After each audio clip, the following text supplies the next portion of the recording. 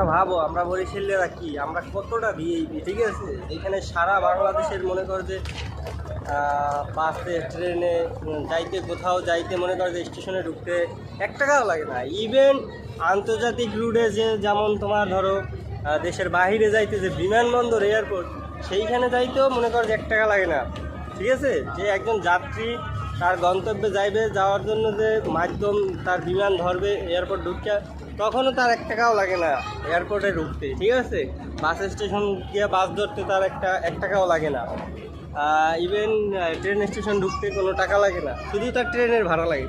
ঠিক তদ্রুপ আমরা বরিশালেরা কতটা ভিআইপি, আমরা কতটা ফর্মে, যে আমরা বরিশালে লঞ্চে উঠতে হইলে আমাদেরকে লং জার্নি করার জন্য আমাদের যে লঞ্চে উঠতে, ঠিক আছে, এর জন্য আলাদাভাবে ভিআইপিভাবে, ঠিক আছে, এই টিকিট কাটটা 10 টাকার বিনিময়ে টিকিট কাটতে তারপর ঢুকতে হয়। যেটা আগে ছিল 5 টাকা, এখন সেটা বাড়িয়ে হয়েছে 10 টাকা, ঠিক আছে? তো তোমরা এখন ভাবো যে বরিশালেরা কতটা ফর্মে, বরিশালেরা এখন ভিআইপি লেভেলে কতটা উচ্চতায় চলে গেছে বরিশালেরা, ঠিক আছে? সুতরাং তোমরা কেউ ওই যে জামালপুরের মফিজ হওয়ার, জ্যামের রংপুরের এই জ্যামের যে মফিজ হও না কেন, বরিশাল লাগে ওই যে হেডাঙ্গিরি দেখাইতে আবার না, ঠিক আছে? কারণ বরিশালের এখন মনে করছে ভিআইপির চরম লেভেলে চলে গেছে।